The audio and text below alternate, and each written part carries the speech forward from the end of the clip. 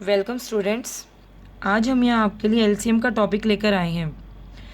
सबसे पहले जानते हैं कि एलसीएम हमारे पास होता क्या है। एलसीएम होता है लोएस्ट कॉमन मल्टीपल, या आप इसे लिस्ट कॉमन मल्टीपल भी कह सकते हैं। लोएस्ट कॉमन मल्टीपल आपके पास क्या होता है?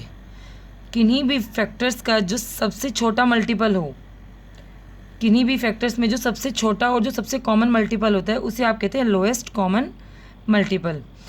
हम इसे प्राइम फैक्टराइजेशन मेथड से सॉल्व करते हैं। सबसे पहले हम जानते हैं कि प्राइम फैक्टर्स क्या होते हैं।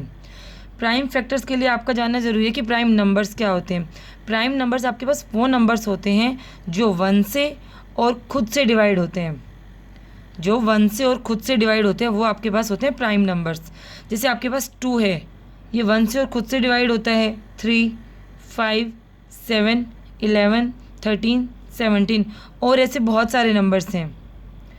जो नंबर 1 से और खुद से डिवाइड होते हैं उन्हें आप प्राइम नंबर्स कहते हैं। इन नंबर्स को आप ब्रेक नहीं कर सकते हैं। तो यहाँ हम एलसीएम को प्राइम फैक्टराइजेशन मेथड से सॉल्व करते हैं। देखिए कैसे। सबसे पहले हम यहाँ 16 के फैक्टर्स बनाते हैं। अब देखिए हमारे पास यूनिट डिजिट 6 है, तो ये 2 से डिवाइड हो जाएगा। 2 8 ज़ा 16। अगेन ये 2 से डिवाइड हो सकता है। 2 4 ज़ा 8, फिर 2 2 ज़ा 4। अगेन ये 2 की टेबल में आ रहा है। 2 1 ज़ा 2। अब हमारे पास 16 के फैक्टर्स क्या हो गए देखिए। 2 इंटू 2 इंटू 2 इंटू 2 इंटू 1, ये हमारे 16 के फैक्टर्स हो गए। इसी तरह हम 12 के फैक्टर्स करते हैं। यहाँ भी हमारे पास यूनिट डिजिट है वो 2 है, तो हम इसे 2 से डिवाइड कर सकते हैं। 2 6 ज़ा 12, 2 3 ज़ा 6, 3 1 ज़ा 3। ये हमारे पास इनके प्राइम फैक्टर्स बन गए। हमारे पास 12 के फैक्टर्स क्या आ गए? 2 इंटू 2 इंटू 3 इंटू 1। अब देखिए स्टूडेंट्स, हमें इनका एलसीएम निकालने के लिए सबसे पहले जो इनमें कॉमन फैक्टर्स हैं हमें वो देखने हैं। देखिए हमारे पास यहाँ 2 कॉमन है, हम इसे यहाँ लिख सकते हैं इंटू। फिर से हमारे पास 2 कॉमन आता है, हम उसे यहाँ लिख सकते हैं इंटू। अब स्टूडेंट्स कॉमन आने के बाद अब देखिए हमारे पास इनमें से कुछ भी कॉमन नहीं आ रहा है। 1 है आपके पास कॉमन, आप उसे लिख भी सकते हैं और नहीं लिखना चाहें तब भी आप इसे छोड़ सकते हैं। हमें एलसीएम में जो वैल्यूज़ कॉमन आती है उन्हें भी लिखना है, और कॉमन आने के बाद जो वैल्यूज़ आपके पास बचती हैं आपको वो भी एज इट इज़ लिखनी है। हमारे पास यहाँ 2 इंटू 2 और यहाँ हमारे पास 3। अब आप इनकी मल्टीप्लिकेशन कीजिए। 2 2 ज़ा 4, 4 1 ज़ा 4, 4 2 ज़ा 8, 8 2 ज़ा 16, 16 3 ज़ा 48। ये हमारा एलसीएम।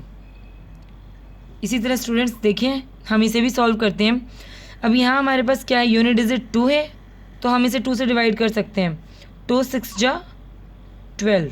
अगेन हम इसे 2 से डिवाइड करते हैं। 2 3 ज़ा 6।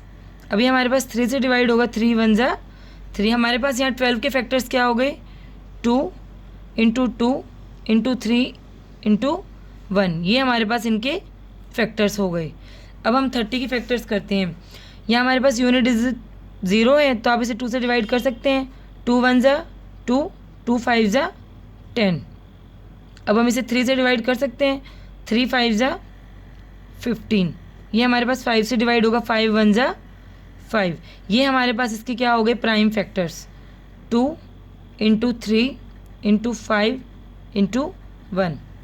आइए अब हम इसका एलसीएम निकालते हैं। सबसे पहले हमारे पास क्या है? 2 कॉमन है। 2 इंटू, अब देखिए हमारे पास यहाँ से 3 भी कॉमन आ रहा है। सबसे पहले जो कॉमन आता है आप उसे लिख लीजिए।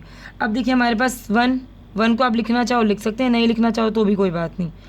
अब हमारे पास 2 3 1 हमने कॉमन निकाल लिया। अब आपके पास क्या रहता है? 2 इंटू 5। हम अब इनकी मल्टीप्लाई करते हैं। 2 3 ज़ा 6, 6 1 ज़ा 6, 6 2 ज़ा 12, 12 5 ज़ा 60। ये हमारा आंसर। अगर आपको वीडियो पसंद आती है तो आप वीडियो को लाइक कीजिए, चैनल को सब्सक्राइब कीजिए। Thank you.